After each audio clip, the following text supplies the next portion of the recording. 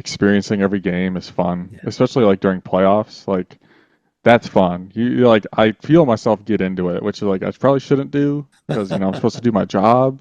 But like when like good things happen, I get excited, and sometimes I try not to miss everything. But like when bad things happen, I feel myself kind of start to get angry and not take pictures, and that's kind of an issue.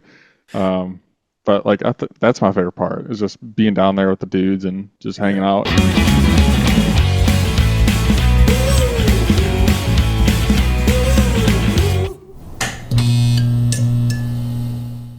Hey kids, welcome to Fancast. Tonight, our guest is Matt Zuro, the team photographer for the Chicago Dogs. We've been trying to get him on for years, and we finally got him. Hey Matt, how you doing, buddy? Good, Mike. How are you? I'm doing fantastic. Thank you so much for joining us here. The first question that I'd like to ask before we talk dogs is to kind of get a backstory on what you do. You're the team photographer. So when did you first develop an interest in photography?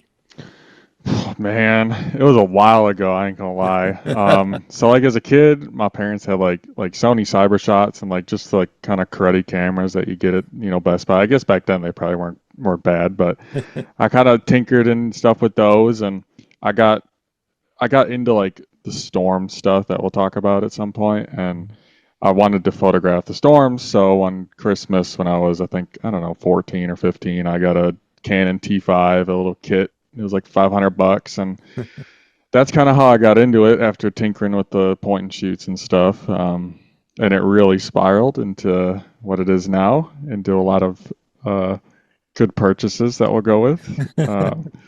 And just, yeah, I guess storms kind of got me into it, and then Okay, other things. Yeah. So, interesting. So yeah, did you ever take photography classes, or are you self-taught? self-taught. Oh, Just using stuff, using the camera. You'll figure it out at some point. I don't really buy a lot of the photography class stuff. I think it's kind of just go out and take pictures, and you'll figure out what works and what doesn't. You can watch YouTube videos. I think YouTube videos are way better than classes at this point. well, when did you know that you wanted to pursue photography as a career?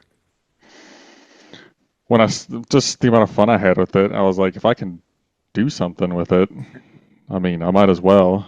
I know I'm kind of in a gifted spot, with who runs the team, so it was kind of easy to kind of be introduced as the photographer for the team, and I learned a lot my first couple of years kind of working with the dogs, which made me realize, yeah, I do want to do this full time if I can. It's better than sitting at a desk for 10 hours or 8 hours or whatever a day. And, I get to work with some of like the coolest gear like possible and go places that I didn't think I would be able to go, for free. Right.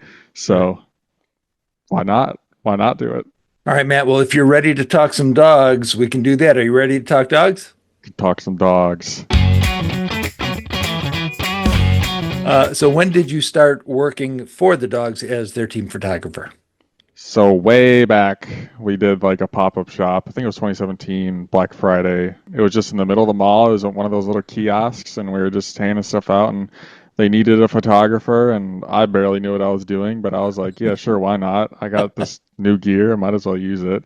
So that's kind of where I got introduced. And then, like through season one, I was just bringing my camera to different games and taking pictures. And maybe midway through season one, where it was Deidre Hunter, Sean's wife, kind of noticed one of my pictures, and Mhm. Sean saw it and kind of had a talk about it, and 2019 hit, and I was taking pictures of every game. So I guess that's kind of how it went. It was a picture of a sunset too. It wasn't even like No of kidding. the yeah. It was just of the Wow, impact field. So that's that's how I got amazing. into it. Yeah. Oh man, that's crazy cool. Let's jump to basically now. Tell me like a typical day for you at Impact. On game day, do you have a list of specific shots? I need to shoot XYZ, or do you try to photograph every player at every game, or do you just kind of go with the flow depending on what's going on? So it definitely depends on the day. Like opening day, I have a whole shot list that I'll need to get, and like Sure. certain days like that, Father's Day, Mother's Day, Right. 4th of July, maybe. Gold Glove charity for sure. I have a whole shot list for that because I do all the pregame stuff for them as well. Got it. But most of the days, early in the season, you do want to get every player if possible because we want to update the roster cards and that kind of stuff with the action shots and just we have different media for our social media graphics. Sometimes I just get bored and just take pictures of everything. You never know.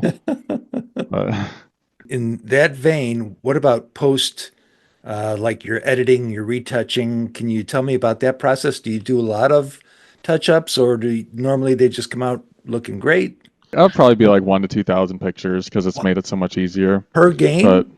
yeah, per game. Wow. Oh my, But you go through all those. You call them and you pick what ones you want and yada yada yada. But like for an event like Gold Glove Charities, previous years without like the new thing, 5 to 8,000 pictures that I gotta go through. wow. So it takes me a couple days. And then you have to edit them. So like a Gold Glove Charities, I'll probably edit 250 pictures.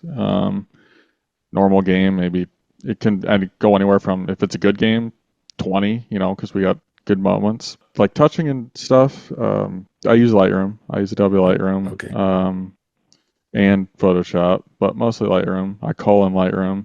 There's not a ton of editing that goes in. So basically for every game I'll make a preset to just throw in every picture and Yeah, some then like a go color punching or something. yep, yep, and just kind of go through them just to make sure that preset did work for all the pictures because like it could start as a sunny game and then it goes to a cloudy or it goes from 6:30 to 8 o'clock and the lights come in and then all your light colors and stuff change. So Right, you gotta right. like adjust based on that. But Yeah. I mean, presets work. you're not clicking your white balance on every shot or anything, right? Right, exactly. No, no, Yeah. no, no, no, no, no, no chance. Because most sports photographers at this point just shoot straight JPEG, got a camera, and hand it Really? in. They don't even edit. Yeah, it just goes to a whole Wow. different team. Um, so I'm doing a little extra here, but Okay. it's fun. Yeah. Speaking of your large database, or all these shots you take, do you have access to all the shots on a server or a cloud?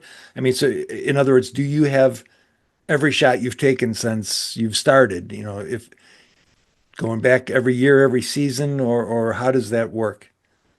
So next to me, I have a bunch of like cold dead storage, just a bunch of Western Digital books. Also store it on Adobe's cloud. I store it on Amazon's cloud. Store it on Dropbox. I have so many different Wow. backups of everything just in case the worst thing happens. But usually I just access it from my cold storage. It's so much quicker than the online stuff. So, but Sure. yeah, I have every single picture from Wow. start to now. Oh man. So it's a lot of terabytes. That's crazy. How cool. How Yeah. cool. Well, what would you say is the most fun part of your job working for the dogs? I mean, taking the pictures is pretty fun to be honest. True. Just kind of like during a winning season, it's just like experiencing every game is fun, Yeah. especially like during playoffs. Like that's fun. You're like I feel myself get into it, which is like I probably shouldn't do because I'm supposed to do my job. But like when like good things happen, I get excited, and sometimes I try not to miss everything. But like when bad things happen, I feel myself, kind of start to get angry and not take pictures, and that's kind of an issue. Um, but like that's my favorite part is just being down there with the dudes and just hanging Yeah. out and experiencing, and not in the stands, but in the dugout with the Yeah. boys. So Yeah. that's fun. Yeah, that's another question. So, when you're shooting, do you typically, I mean, I see you in the dugout a lot, but do you also, walk around? Are there other little, your secret spots that you get a good shot of the outfield from this angle or this location? Or, do you go sit in the seats or go up in the liney lounge or something, or is it always just straight from the dugout? So most of the action pictures are going to be from that well in the third base dugout. Yeah. I have gone over to the first base well a couple times.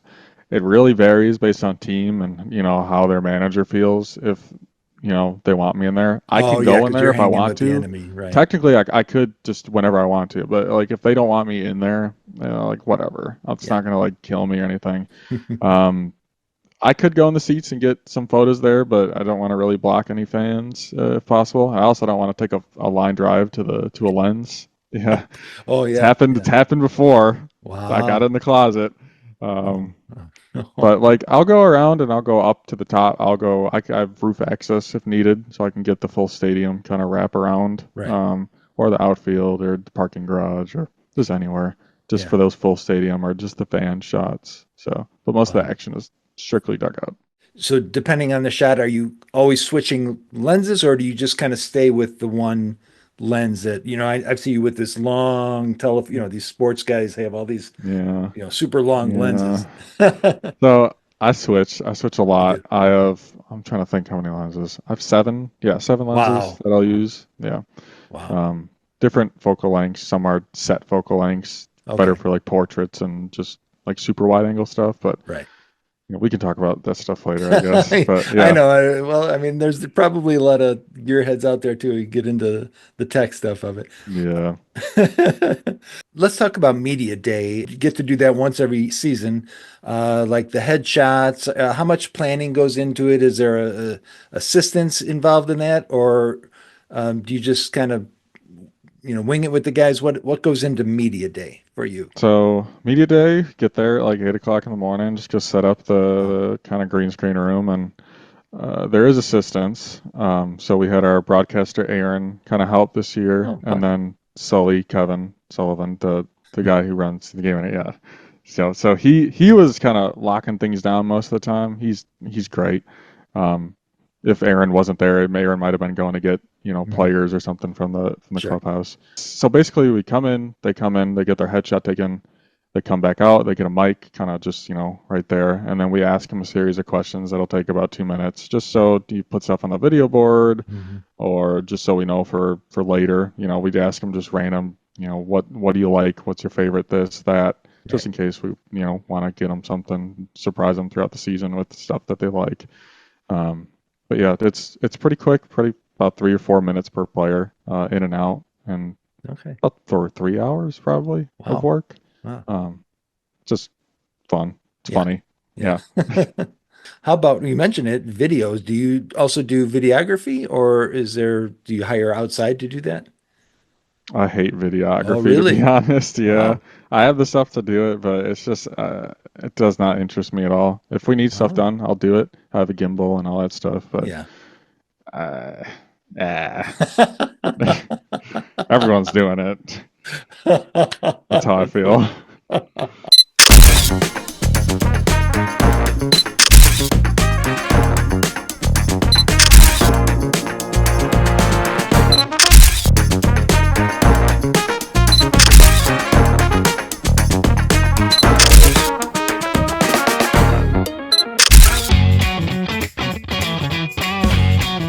All right, Matt. Well, another type of photography that you do and you post quite often is wildlife photography. So I'd like to talk about that with you if I could. What got you into wildlife photography? It seems like you're mostly birds. Would you say that's true, or do you do other animals? It's definitely mostly birds. Mhm. Like cool mammals and stuff, I'll take pictures of, but I don't like go out of my way for the mammals. Yeah. Even though I'm probably going to at some point, bears and that kind of stuff. Oh, okay. But yeah, it's mostly birds. It's a lot of birds, Yeah. lots and So, lots of so how did birds. that love of birds, or even just the interest of going out and photographing birds, because it's got to be difficult, right? How did you say this is something I want to do, and then really get into it? Yeah, so certain someone way back in the day who shall not be named got me into it. Yeah. It was kind of like off and on for like since 2016. Oh, just When I recently then. recently, it's Yeah. almost been 10 years, man. Well, oh yeah, yeah. I guess I'm thinking, That's what I think. yeah, yeah. I'm thinking like, oh, when I was 8 years old, I we had a bird's nest in the backyard or something. Yeah. But But yeah, 2016, she got me into it, and I got a a low end setup from a store out in Aurora just to use. And I cared more about the photos back then. I won't lie. I didn't really care about the birds. And oh, then it was like I only cared about like owls and stuff back then, yeah, hawks and just that kind of stuff. yeah. And that continued till end of 2019. Yeah, end of 2019 when I got an actual good camera and lens. Mhm. And then COVID hit, and it was just like I'm out every single day looking at these birds, and Oh kind yeah. of grew more of an appreciation. Wow. So Um, COVID was actually a boom time for you with that then. oh, COVID for me was like I did whatever I wanted to. I was having a Wow. gay old time. I was seeing every bird everywhere. Wow. Um, Not really. I was just really still looking at owls and stuff, but I was kind of Yeah. starting to notice like, ooh, these little birds are kind of like cool. And then 2021 hit, and I got the big lens, and I had everything that I wanted to Yeah. that I was there. So then I started really hitting the road, going to Chicago, going to Western Illinois, going to Southern Illinois. I ran myself into the ground that year, and it was so fun. I spent most of my May when I wasn't at the dogs at Montrose Point in Chicago, the bird sanctuary, just Okay. learning different birds, learning the Oh. songs and getting pictures and stuff that I haven't gotten before. You know the lakefront in Chicago, it's just Yeah. mostly concrete, and then there's like the little fish hooks that come out. So Montrose Point is like the fish hook, the big, thing that jets out. And Right. they just have a bunch of trees there and different kind of little habitats and Wow. all the birds that migrate over the city. There's nowhere to really go. There's no trees or anything. Yeah. So they go right to that area and it's I think it's one of the most birded places in North America. I mean, No it's kidding. ridiculous. Yeah. It's a great place. It's Yeah. great. Because that was my next question was when you're doing this, do you usually seek out a specific species? Like I want to take a picture of wrens today or cardinals, or is there a unique do you seek like unique locations and you just shoot whatever's there? How do you go about with like you said now is Montrose Harbor, but is there other times where you say I hear X, species X is migrating now and I want to shoot them and how far do you travel to go, if you wanted to go see those birds, or do you just kind of, does everything come through that Montrose location? So mostly everything that comes through Montrose will come through areas out here. Okay. Just like the really rare stuff, you know, just rare stuff happens everywhere. It's just more likely to happen at Montrose because Okay. a billion people bird there, and it's like Oh, obviously a little area that everything's gonna go. But different times a year, I'll travel for stuff. Like in the winter, owls come down from Canada into like Minnesota and wow. northern Wisconsin, and I'll go there for like great gray owls or boreal owls or whatever else, hawk owls, whatever's up there. Yeah. Those are the birds I'll travel most for. But like this time of year, if there's there's like certain bird species that'll nest in Wisconsin or they'll nest in southern Illinois, Mhm. and I'll go see those. But most of the time, I'm staying here because we get so many bird species that come through here. Wow. It's hundreds of species that there's really no point to travel or seek out certain birds at this time. So I'm Interesting. just taking whatever I get. I went out this morning, saw a ton of stuff. Been doing that for the last 2 weeks. So, and I don't got to drive very far. I'm just driving 5 minutes down the road to a Wow. forest preserve. So So to us people who don't know where to go or what to look for, how do you know, uh, obviously you're experienced at it, but I take my dogs for a walk through just little forest preserves or something, and I hear birds, but I never know what to look for. Is it something that you got to be very quiet and look for them, or do you recognize them by the calls? you kind of get used to it. There's different birds have different behaviors. Some are ground, sulky dwellers that sit, on the undergrowth of the forest. Oh, Some are treetop birds where they're 100 feet up. But yeah, you can definitely learn it by the calls because most of these birds are so tiny, you're not going to be able to see it with your naked eye. really? Yeah, Wow. so there's phone apps. Most people use something called Merlin, but basically you just hold it up and you let it record, and it'll tell you in real time what the calls are that you're hearing. Wow. And then like after you're done recording, you can click on the birds that it identified, and it'll bring you to the time that it heard that bird, and you can listen and play calls from their database and kind of learn. And then they'll have Wow. facts and stuff of where to find the birds and that kind of stuff. But Wow. it takes a long time. It's not easy to learn those calls. Yeah, I won't but lie. you obviously it's a passion for you. That's got to be so cool. It's very cool, especially this Yeah. time of year, because it's just like it's sensory overload. Like in the Really? mornings when you go into the Wow. forest at this point, it's you don't know what to focus on. Oh So man. it's fun. It's awesome. That's neat. Well, you do seem to focus a lot on owls. You touched upon it. What is or why are they so fascinating to you? I don't know, to be honest. I just think it's like they're purely on this earth to kill things. And that's it. Kill and sleep. They don't do Really? anything else. They, Wow. I guess they have babies, but Wow, that but your like, photos are so, they're so beautiful. And I think I mentioned this to you even at the ballpark. I don't think I've ever seen an owl in the wild. I've seen them at little zoos and things, yeah, but your photos of these owls are just magnificent. And I'm like, man, I would give anything just to see an owl somewhere. But maybe out here in the suburbs, they don't want to hang around. I don't know. I see most of my owls here in the suburbs, Really? here in Westchester, just all in this What? little area. Next time I see you, you got to give me some hints on what to look for to find an owl. It's definitely still hard. I've different tools and I have a thermal scope Oh and my God, really? yeah, Wow. yeah, Oh, wow. You got some it's an, high-tech stuff. Oh my gosh. yeah. So I've probably taken a dog along is not a good idea, right? probably not. They really don't care. Owls. I mean, Yeah. smaller birds will, but owls are Yeah. so stupid. They're just there to eat and sleep. It's true. Oh my God. Yeah. I want to know what type of unique animals you've photographed. What is the most unique animal, bird, or other?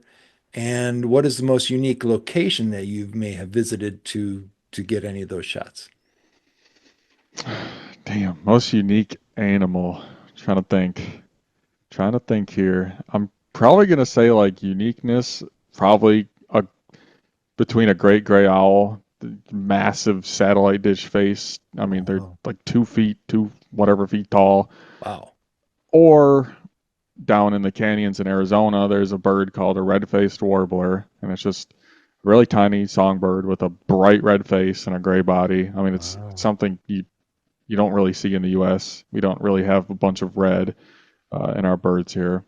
And the Okay. coolest place I've gone to photograph stuff, it's got to be between just different portions of the Rockies in Colorado, or the desert of Hmm. Arizona, like Wow. southwest of Tucson, because it's very different out there.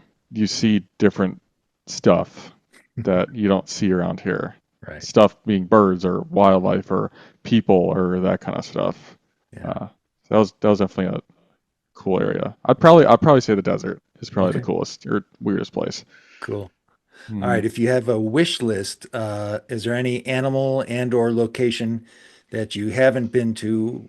That if you could, I want to shoot, take a photograph of this animal or this bird, and I want to go here to see what I can see. Location is definitely going to be South Texas, right along the border of Interesting. Mexico. It's another huge area in the U.S. to Okay. photograph birds. You're liable to get 200 species on a trip down there. Yeah, I mean, some could be Wow. overlapping of stuff we have up here, but there's just so much stuff that comes down there. Yeah. And then a species, I don't know, probably a flammulated owl. It's the only owl species I haven't seen in the United States. I tried, but they're like the night dweller of night dwellers. It seems like Oh, they don't come out, and you just need to know where they are. yeah. So probably that.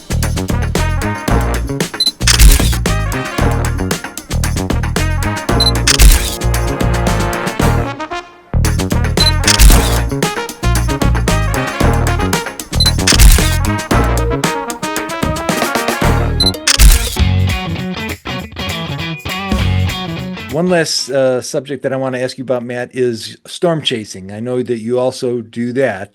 Tell us about your love for storm chasing. How did that develop? So I was like 4 or 5, and I was in school, and I think there was like a tornado warning or something, and that really kicked it off. And I watched storm stories on the Weather Channel when I was a kid, and I had the Weather Channel on every single day. I mean, I probably Wow. watched more Weather Channel than I did cartoons or on anything else. Yeah, I know it's crazy. I know all the local on the 8 songs, and yeah, I remember all the texts and stuff. It's kind of nuts. Yeah, but it kind of kept growing and growing. Yeah, like experiencing storms and at the house. 2004 through 2012 at my just where I live was like crazy for storms. We used to get Right. crazy ones every year. Now it's not so much, but whatever. I'm already addicted. Um, so that helped, and then like Discovery came out with a show called Storm Chasers, Yeah. and that it was like 5 seasons, and that's definitely got me into the whole storm chasing thing because it Right. was just like, Right. damn, I could drive around and see this stuff and not have to wait at my house. Yeah, Well, when you do it, are you photographing or is it just for the thrill of being there or seeing it, being in it? definitely. I mean, it's both. I mean, I love the adrenaline rush that Yeah. this stuff gives you. I photograph too, of course, but Mhm. like I've been driving a lot recently. It's kind of harder to photograph, but I'm still trying to. Yeah. Um, but like some like I don't know, man. There's just something about you could die, you could not die. Well, that's what I also have that here as one of my questions. Have you ever Mhm. feared for your life doing this? Yeah, Really? yeah. So last year in Iowa, Wow. there was a tornado. It was the Greenfield, Iowa, EF4. It was like 190 mile an hour winds or something. Like radar measured like 300 something mile an hour winds for a second. Um, so we were north of it on a different tornado. We're just kind of camped out watching that one die, and we are going to shoot south and straight east to get ahead of the one to the south. And it was, I think, warned for it was moving like 50 miles an hour or something or Wow. 60. Oh, And we were like, okay, like theoretically we could do this. It's not that scary. Like we looked south and it was barely even a tornado at that point. It was just a little nub coming out of the. on the Little. radar, you mean? No, like you could see Oh, both tornadoes, the one oh, we were on wow. and then the one south of us, and we were kind of Wow. just watching them at the same time. Um, and I guess we weren't really watching radar because if we were, we would have seen like this is stupid what we're about to do. Um, the tornado we thought really wasn't that we thought wasn't strong was pretty strong at the Wow. point. Yeah. So we're driving south and we're driving east, and this one it becomes the fully condensed, the typical big cone that you Right. see. Yep. Um, and we're going ahead and we're driving and we're going like 80 miles an hour to the east, way over the speed limit, and we're like, we're not escaping this. Like it's coming, it's catching us. So we're going way You're way trying fast. to outrun it then. Yeah, yeah. Wow. Because so when you're north and it's moving northeast, yeah, it's moving northeast at you, and you're north of it. So you're basically just like you're hoping you can get ahead of it Right. without getting cut off by the the RFD, the rear flank, like the really high winds behind it and hail and all that stuff. Oh man. Because I don't want to dent my car. I don't want to. Yeah, you're right. We see these movies like just it's so obviously you're living like a Twister, but Yep. you're right. The damage on the and it's just your vehicle, right? I'm guessing you're Yep. you're not Yep. renting a Nope. storm chaser truck or something, Nope, right? it's my new Honda Accord, and I'm not trying to dent it up. It's already got dents on it, so like whatever. Oh But man. not trying to get the windows blown out because that's pricey. Yeah, no, with all the air pressure, do you feel that when you're close, is there like a weird air pressure there and everything? Your ears will pop. So Really? when we're driving we're trying to get ahead of the tornado. We're going like probably 110 something crazy, and it's still catching us. So like we thought we were gonna die. Um, Oh, Thankfully got ahead of it by like a quarter of a mile and got to stop. But yeah, our ears were popping and it was shaking, doing a little shake and bake on the highway. oh my Or not even a God. highway, but just some road in Iowa. Yeah. That's So crazy. Oh my gosh. I, we I lived can't though. imagine. Oh my, wow. Oh, it really is like a movie. I'm guessing you guys. It's like a movie. Yeah, with two Oh. other people in the car, not really helping. They're just taking pictures, and I'm trying not to kill us. Oh man. Ah. So are you going to keep doing that then? Yeah, yeah, why not? It's not been a good year so far. I've gone on a few and seen absolutely nothing. Nothing. But it'll turn around at some point. Yeah. Oh Surely. man. Well, fingers crossed for you, but you got to be safe out there, buddy. You got to be careful. Exactly. I'm trying. Yeah, that was an eye opener. That Yeah. was yeah. Oh God. I had no idea. No idea.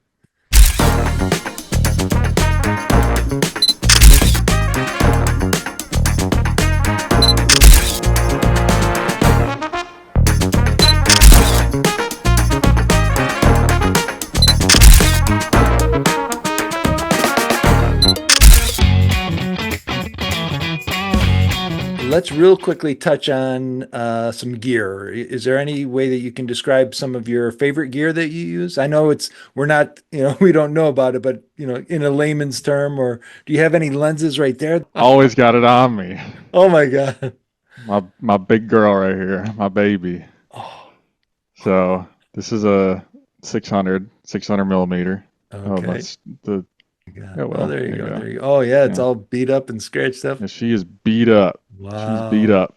And is So it's that a what brand is that? Canon, Nikon? What do you have a preference? Sony. Sony. Always Sony. Oh, Yep. really? Okay. I'm Sony stan here. We can talk Okay. about that too. But yeah, it's a Sony. It's 600. If anyone knows about it, it's a 600 millimeter f4. So this was like my dream lens. That was the lens I was talking about that I got Wow. during And then you COVID. use that for wildlife and the dogs, or one or the other?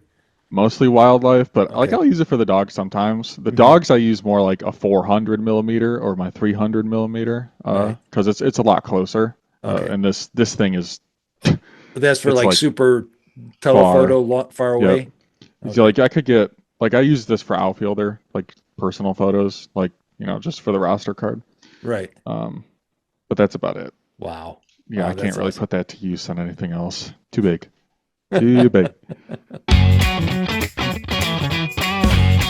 Matt, I love hearing about all this stuff. I'm intrigued by the storm chasing and the wildlife and obviously the dogs, but it's time to kind of wrap up here. So I'd like to ask, we ask every guest, it's our final pitch. Do you have any special message for the dogs fans? Just come to the stadium and be positive and say hi and greet all the new players. All the new guys are so they're so chill and cool. Sure there's gonna be a couple fan favorites. But yeah, just stick with them. I mean, All right. they all got to gel together. It's a lot of new players, so just Yeah, give them a I'm little excited time. for the season for Yep, sure. yep. Well, Matt, how would anybody who wants to follow you, wants to see your awesome photos of the wildlife or the dogs, how do they follow you on the socials? So for the dog stuff, it's mostly just follow the dog's account, and you'll see them kind of just in the graphics. Or you could, I mean, my website, zurotography.com, zurotography, like photography.com. I Cool. got some old photos on there. A lot of bird photos, a lot of storm photos, Uh-huh. like that kind of stuff, landscapes. But my main account is definitely my bird account on Instagram, zurotography, just like the website. Um, I post, I don't know, a few times a month. Again, lazy, but No, I no, share I more on my see stuff stories. from you all the time on the birds, and I'm always looking forward to it. So, Yeah. yeah, they're just gorgeous shots. Fans, also remember to follow the Fool. I'm on Twitter, Instagram, Facebook, YouTube, and TikTok this year. Just search Shy Dog Fool, Chidogfool, and then make sure you give this video a like and a subscribe and all that fun stuff. Leave a comment. Matt, thank you so much for doing this. I'm so glad we finally got to connect and do this interview. I'm a huge fan of all your work, and I can't wait to see you again at opening day and the rest of the season. And wishing you much success, and just got to stay safe when you're Yeah, chasing those storms. I'm trying here. I'm Matt Zuro, photographer for the Chicago Dogs, and when I'm not photographing the team, I follow the Fool.